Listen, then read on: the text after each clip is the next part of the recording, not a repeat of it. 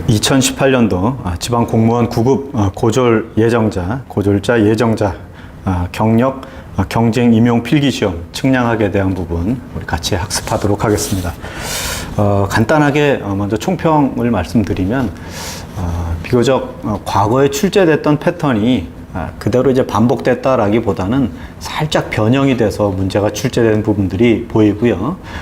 기본적인 내용을 여러분이 학습을 하셨으면 반드시 좀 고득점을 할 수 있는 그런 정도의, 그러니까 난이도가 그렇게 어려웠던 시험은 아니었고 기본적인 내용에 충실했을 때 시험 점수를 잘 받을 수 있을 만한 그런 문제였는데 경우에 따라서는 이 문제를 조금 어렵게 이제 대하는 그런 학생들이 있을 수 있습니다.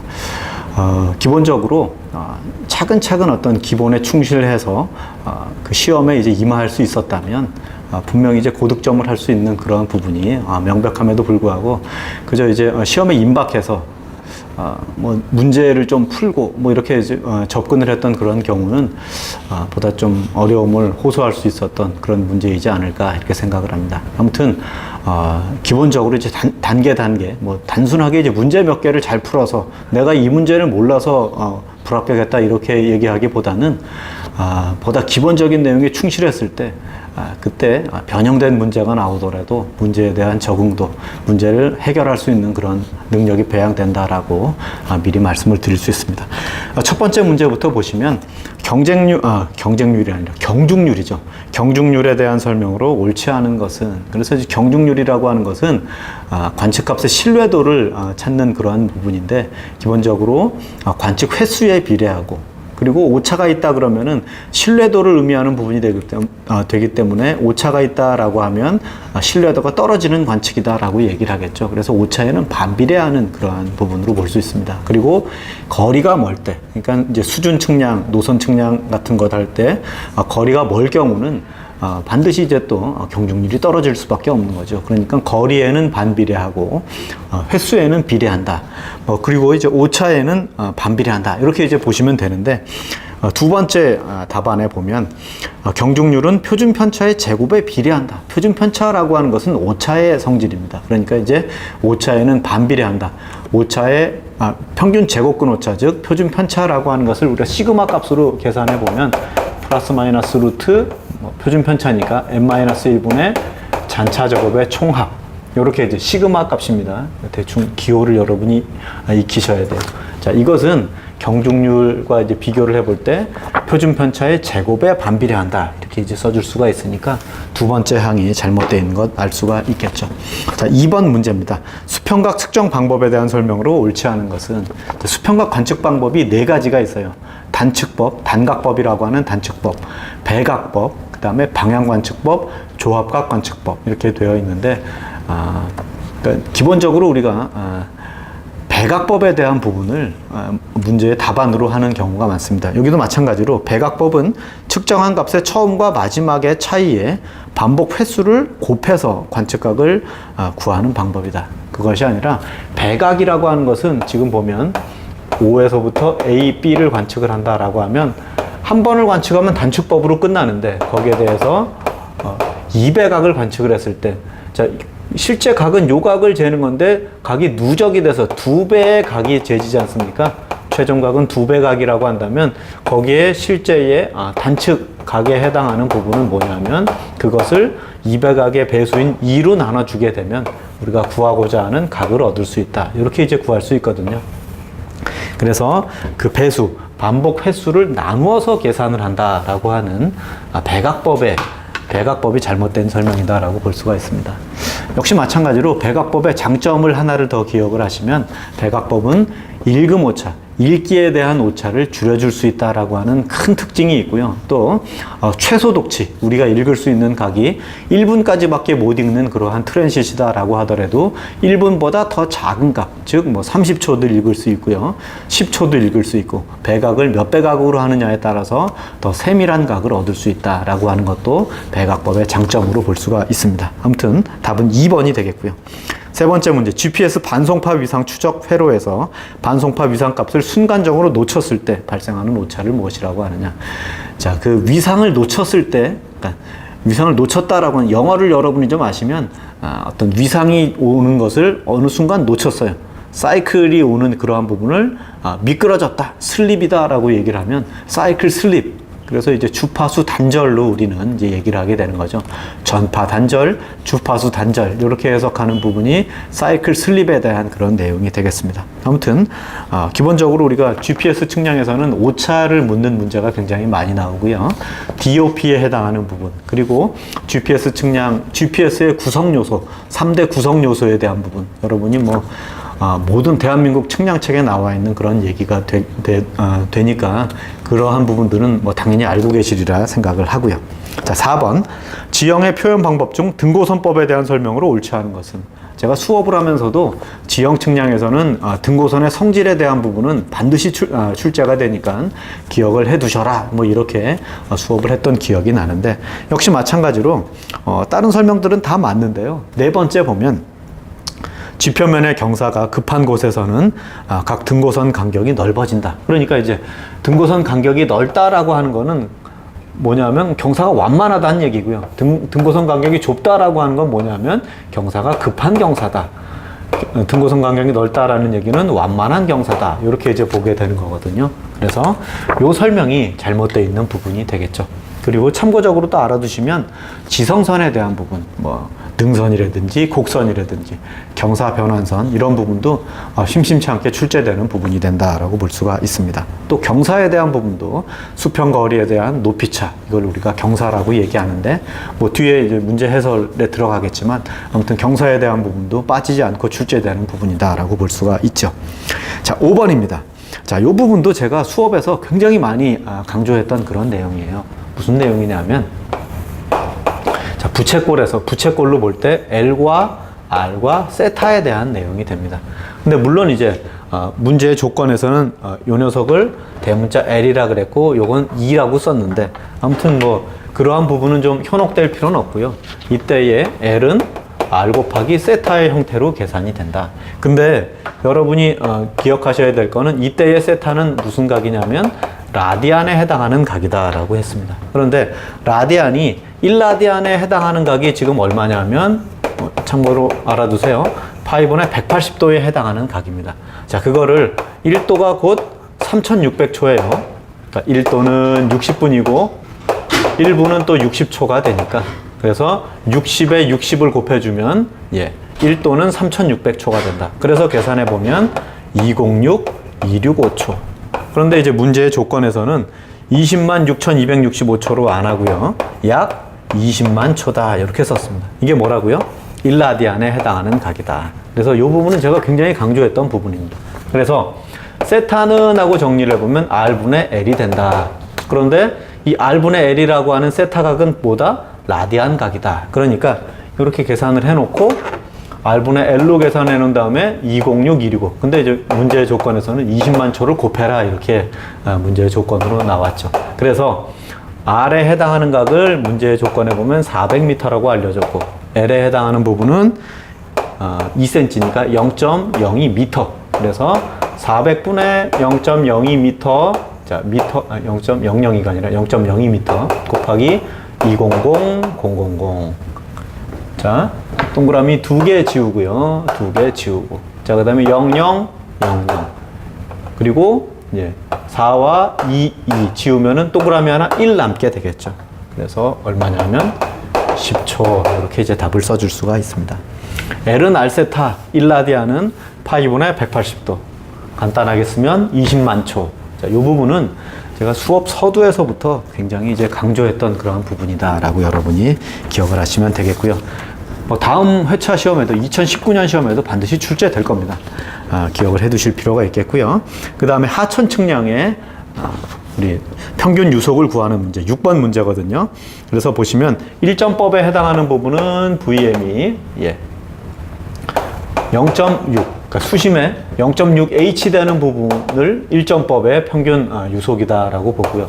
이점법에서는 2분의 1의 V0.2와 V0.8. 그 다음에 3점법에 대해서 평균 유속은 4분의 1의 V0.2, 2배의 V0.6, V0.8. 이렇게 이제 적용을 하는 거죠. 문제의 조건에서 V 0.6H에 해당하는 부분 1.1m/s인 걸 알 수가 있고요. 그 다음에 2분의 1에 0.2가 1.6이고 0.8이네요. 0.8. 그렇죠? 그렇게 해서 0.8, 1.6 더해서 평균해보면 2.4인데 1.2m/s이 나오는 것 알 수가 있고요. 그 다음에 4분의 1에 뭐 이렇게 이제 계산해보면 2번이 틀렸다. 2번이 아니군요. 3번이 틀렸나요? 3점법 2번이 틀렸네요. 예. 2점법에 대한 부분은 안 나왔고 3점법에 대한 부분은 0.2니까 1.6 플러스 2배의 1.1 그 다음에 0.8. 그래서 아까 위에서 보면 1.6과 0.8 평균하면 1.2였죠. 그 다음에 1.1 평균하면 1.15가 나오는 거 아닙니까? 그래서 계산해 보시면 1.15m/s가 나오게 된다. 그런데 생뚱맞게 1.4m/s이다 라고 얘기를 했으니까 3점법에 해당하는 그런 값이 잘못되어 있는 것 알 수가 있죠. 답은 2번이 되겠습니다. 지금 뭐 단순하게 계산을 했지만 여러분 제 계산한 거 3점법 계산한 거 혹시 보시면서 이해되십니까? 4분의 1로 나누는데 4분의 1은 안 나누고 희한하게 계산을 했어요. 그래서 수업에 참석하시면 향후에 이 내용이 이제 어떤 식으로 계산이 되느냐라고 하는 부분도 그러니까 계산을 우리가 계산기를 쓰지 않기 때문에 비교적 쉽게 계산하는 방법을 찾으셔야 되는 거예요. 자, 그러한 부분을 수업을 통해서 말씀을 드리겠습니다. 7번 축척 1대 25,000 지형도. 자, 1대 25,000 그러면 등고선 간격이 10m다 라고 하는 것을 기억을 하셔야 돼요. 25,000분의 1 지형도다 라고 하면 주곡선 간격이 얼마다? 10m다 라고 하는 거. 요 정도는 알고 계셔야 되는 거고요. 자, 인접한 두 주곡선 간에 각 주곡선상 임의의 지점에서 수평거리가 10mm였다. 그러니까 25,000분의 1 지도에서 10mm였으면 그거에 25,000배를 하면 얼마가 되는 겁니까? 25,000배. 미터 단위로 하면 요거를 이제 1000으로 나눠주면 미터가 되겠죠. 그래서 무슨 소리냐면 1m는 1000mm니까 1m는 1000mm니까 밀리미터를 미터로 환산하려고 그러면 1000을 나눠주셔야 되는 거죠. 그래서 000 지우고 25 곱하기 10 하니까 250m가 되는 거죠. 그쵸? 250m. 자, 그런데 뭘 물어봤냐면 경사를 물어봤습니다. 자, 경사는 D분의 H. 그런데 답안에 보면 퍼센트로 돼 있으니까 100분율인 100을 곱해 주셔야 되겠죠. 자, D 값 수평거리 250m에 H 등고선 간격을 10m로 하게 되면 자, 100을 곱해서 퍼센트 단위로 써준다. 그러면 자, 250분의 1000이 되는 거죠. 그렇죠? 250분의 1000. 250의 4배가 1000이 되니까 거기다 이제 100을 100을 이미 곱해놨네요. 그러니까 4% 이렇게 되는 거죠. 250의 4배가 1000이니까 4% 이렇게 계산할 수가 있습니다. 자, 8번 사진 측량 문제인데요. 촬영 기준면에 위치한 길이가 100m인 교량 항공사진에서 5mm로 표시가 됐다. 그래서 사진 측량에서는 요 식을 여러분이 반드시 기억을 해 두셔야 돼요. 축척이라고 하는 것은 스몰 n분의 1이다 이렇게 써놓으시고 그것은 촬영 고도분의 초점거리다. 그리고 지상의 거리에서 사진상 거리의 비와 같다 이렇게 쓰는 겁니다. 자, 그래서 일단 실제 거리가 100m였는데 사진상에선 5mm라고 썼다. 그러면 묻는 문제가 촬영 고도는 얼마냐? H가 미지수가 되고요. F는 200mm다. 아니 선생님, 뭐 미터, 밀리미터 이렇게 막 혼용해서 써도 돼요? 되죠? 자, 분자에는 밀리미터, 분모에는 미터죠. 그러니까 그냥 미터분의 밀리미터, 미터분의 밀리미터 이렇게 계산해도 아무 문제가 없어요. 그러니까 H는 하고선 2항에서 정리해 보면 자 보세요. H는 하고 정리해 보면 자 H가 2항 되고 5mm가 밑으로 오고 100m가 위로 갔죠. 그 다음에 200mm가 분자로 올라갔습니다. 자 그러면 밀리미터 없어지고 그렇죠? 5와 100 하고 나누면은 20이 남겠죠.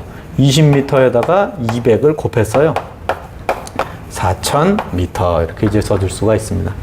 그래서 다음과 같이 미터, 밀리미터 이거를 굳이 막 미터로 바꾸려고 노력하지 않으셔도 어차피 분자 분모에 밀리미터가 서로 끼어 있으면 그걸 가지고선 서로 단위도 없어지더라. 이런 것도 기억을 해 두시면 좋겠고요.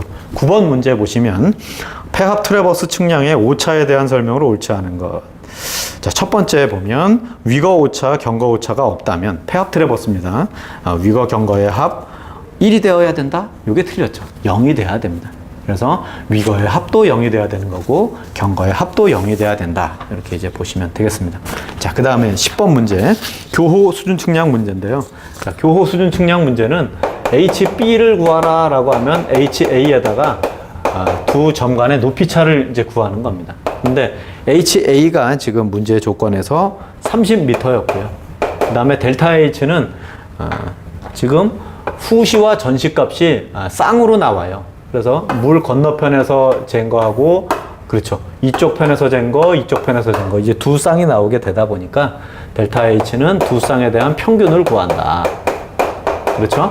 A2-B2 이렇게 해서 평균을 구해주면 됩니다. 값을 대입을 해보시면 A1이 얼마였냐면 1.75, B1은 1.05, 0.7이에요. 계산해보면 플러스 A2는 2.44 빼기 1.94 얼마입니까? 2.44에서 1.94를 빼니까 0.5죠? 자, 0.7과 0.5를 둘로 나눴다. 평균을 한다. 0.6이잖아요. 그러니까 30에다가 0.6을 더하니 30.6이다. 이렇게 이제 계산을 해주게 되는 겁니다. 그래서 간단하게 교호 수준 측량은 평균 계산이다. 교호 수준 측량의 높이 차는 평균 값을 계산한다. 이렇게 정리를 해주시면 되겠습니다. 자, 11번.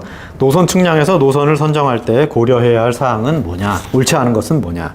첫 번째, 토공량이 많으면. 자, 토공량 많으면 그 토공량을 이동시키는데 돈이 많이 들겠죠. 그래서 되도록이면 토공량이 적게 발생되도록 만들어줍니다. 물론 그렇다고 이제 억지로 그냥 산 있는 그대로 이제 놔둘 필요는 없겠지만, 될 수 있으면 토공량을 줄여주는 게 노선의 선정의 주요한 요소가 되는 거죠. 그래서 그 뒤에 얘기는 맞아요.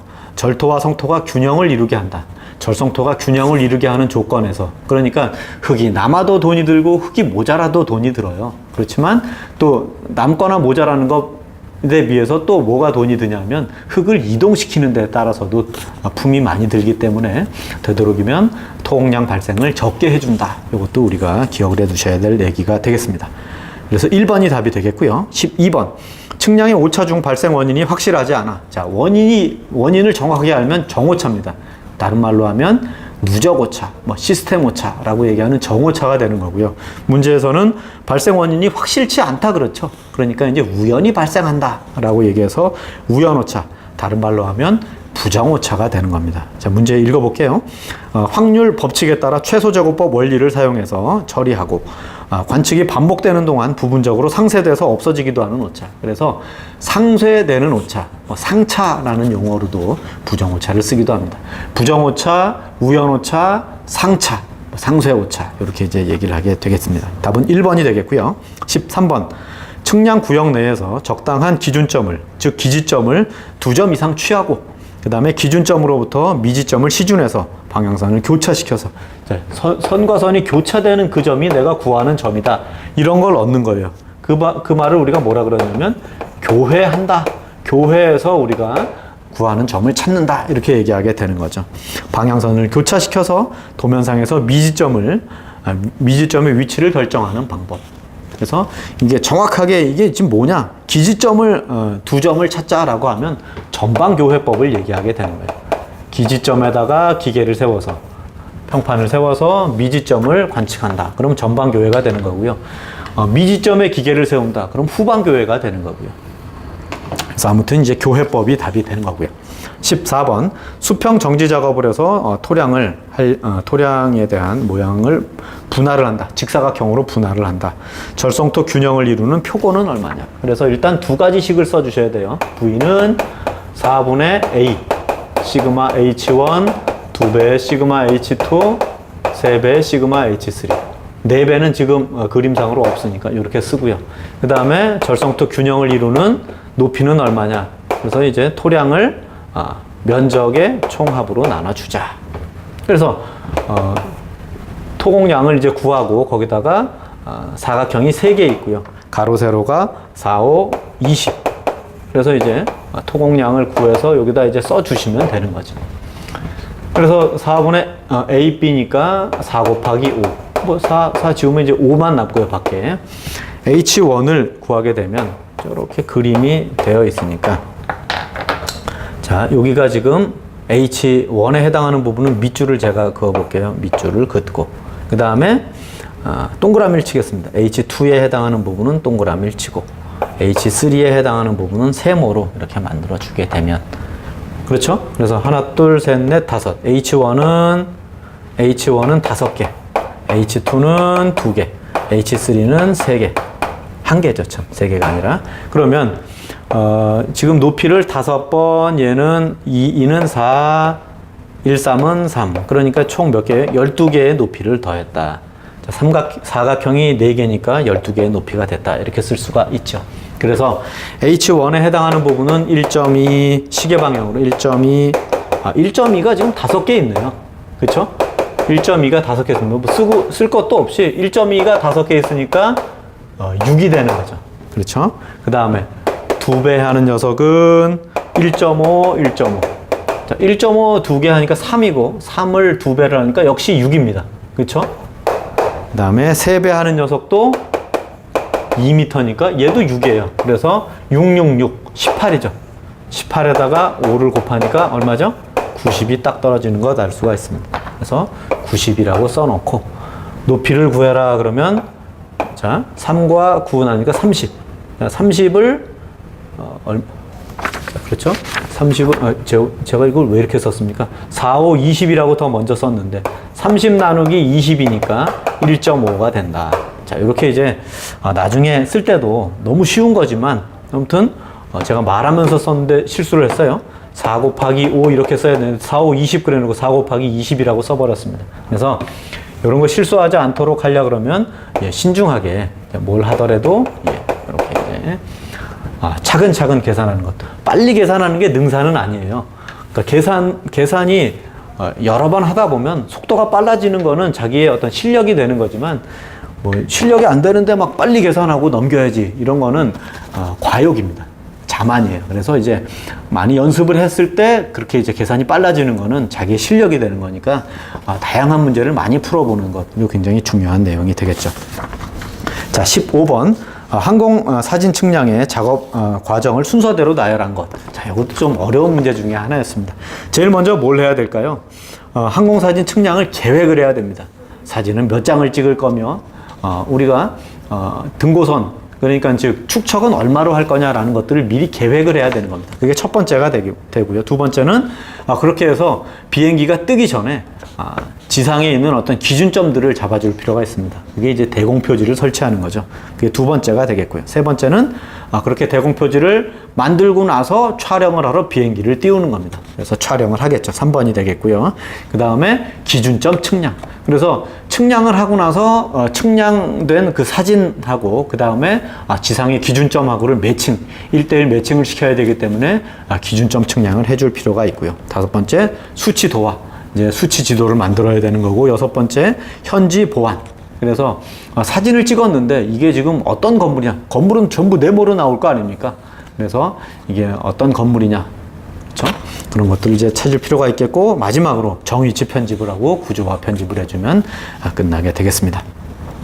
16번, 삼각망의 조정에 대한 설명으로 옳지 않은 것은. 그래서 삼각망 조정할 때는 각 조건, 점 조건, 변 조건. 자, 각각의 조건이 필요하다. 그 설명을 해놨고요. 3번 보기에 보면 사변형 삼각망은 길고 좁은 지역의 측량에 이용된다. 사실 길고 좁은 지역은 단열 삼각망이 이용이 됩니다. 사변형망은 면적이 작으면서 정확도가 높은, 가장 정확도가 높은 측량을 해야 될 때, 그때 사변형망을 사용하게 되는 거죠. 그래서 3번이 잘못된 내용이 되겠습니다. 자, 17번. 그림과 같이 시준 방향이 5개인 방향선 사이에 각을 조합각 관측법으로 관측한 각의 개수는 얼마냐. 자, 조합각 관측법에서 두 가지 식이 나와요. 첫 번째는 뭐냐면 관측의 총수, 두 번째는 조건식 수. 이렇게 이제 두 가지가 나오는데, 자, 관측 이게 방향수를 n이라고 해봅시다. 방향수를 n이라고 해보면 2분의 1에 n 곱하기 n-1로 우리가 관측 총수를 구하게 되고요. 조건식 수는 n-1 곱하기 n-2로 구하게 됩니다. 자, 방향수가 몇 개였어요? 5개였으니까 5 곱하기 5 빼기 1. 5, 4, 20. 20을 둘로 나누니까 10개. 그래서 이제 총 10개의 관측수를 구하게 되고, 그 다음에 조건식 수도 구해라 그러면은 2분의 1 곱하기 n-1, 4가 되겠죠. 5 빼기 1이니까 n-2, 3이 됩니다. 그래서 4, 3, 12, 12를 둘로 나누니까 6. 조건식 수는 6개가 된다. 이렇게 알 수가 있죠. 자, 18번. 자, 이 문제는 계산하거나 문제를 푸는 게 아니라 그냥 보자마자 답을 구할 수가 있으셔야 됩니다.